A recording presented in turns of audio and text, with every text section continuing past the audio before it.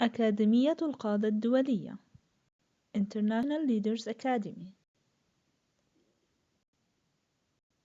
Leaders, today we are going to talk about quotation marks. In this video, you will learn how to use quotation marks.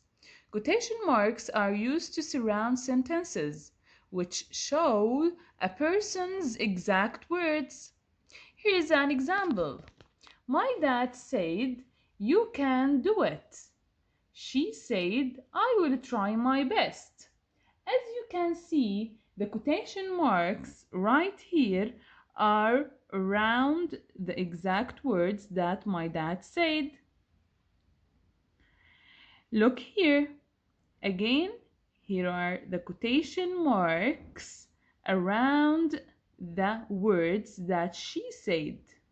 Did you notice that both sentences have a comma right before the opening quotation marks?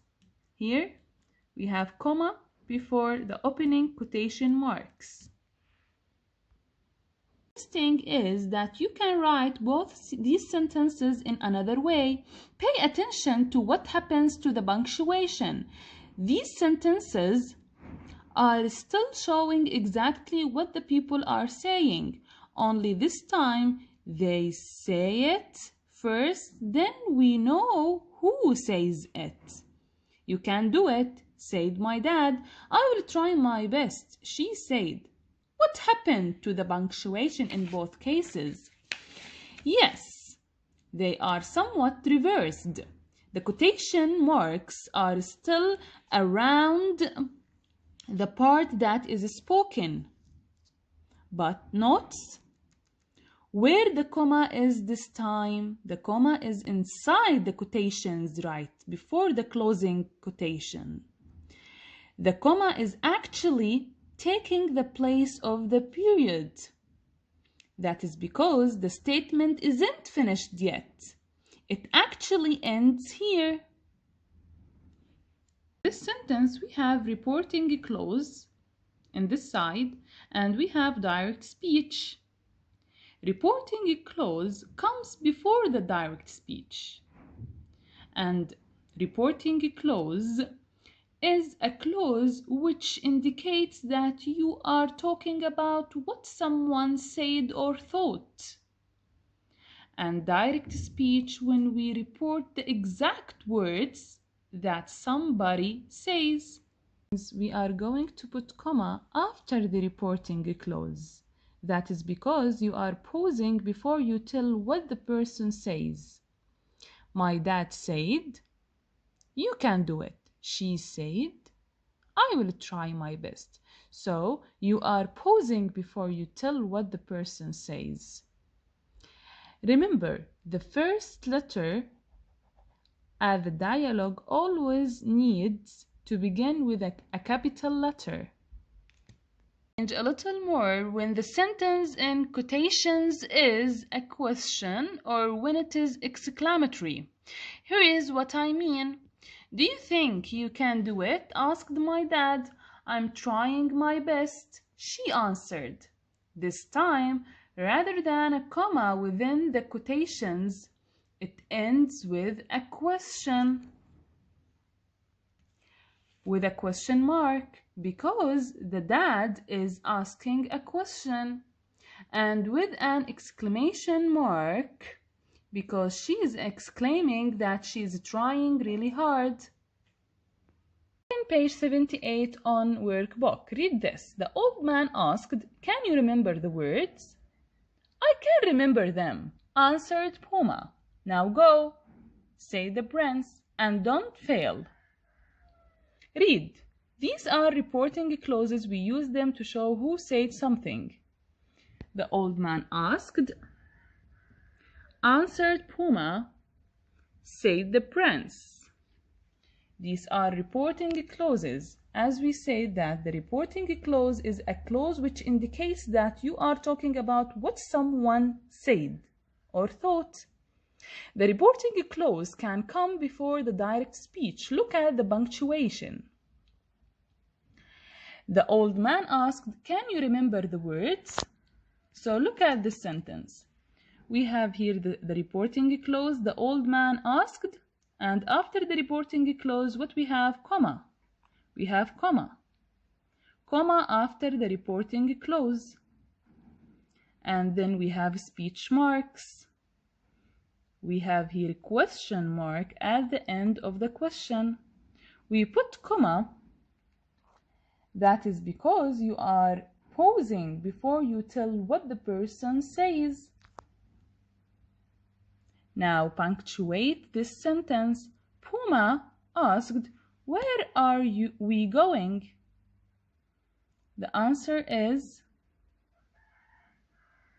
Puma asked, then we put comma as we said. That is because you are pausing before you tell what the person says. Then we put the speech marks here and here on this side and a question mark. Next part, the reporting clause can come after the direct speech. Look at the punctuation. "I can remember them," answered Puma.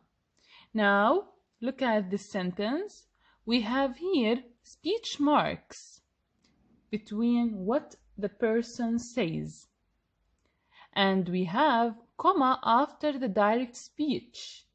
That is because the statement isn't finished yet. It ends here. So, we're gonna write what?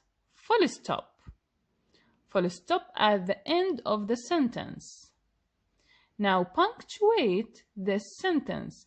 "You are strong," said the prince. The answer,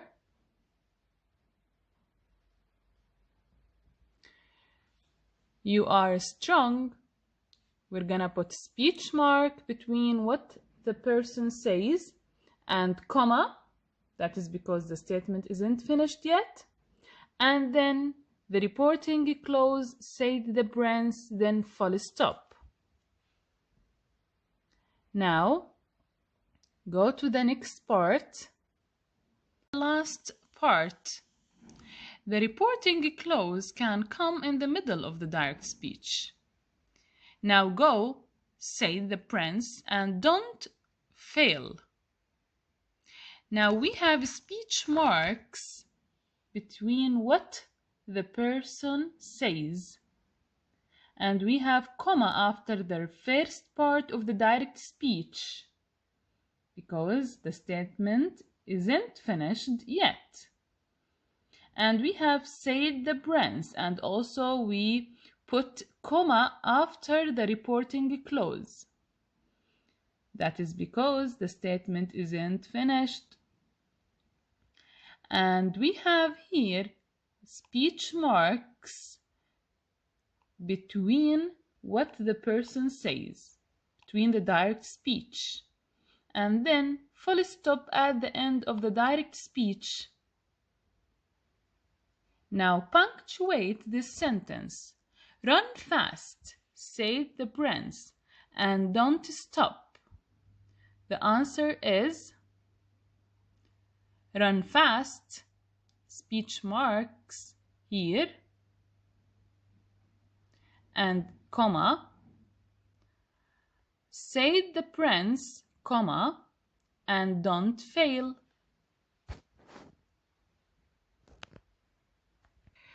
Quotation marks are indeed fun to work with.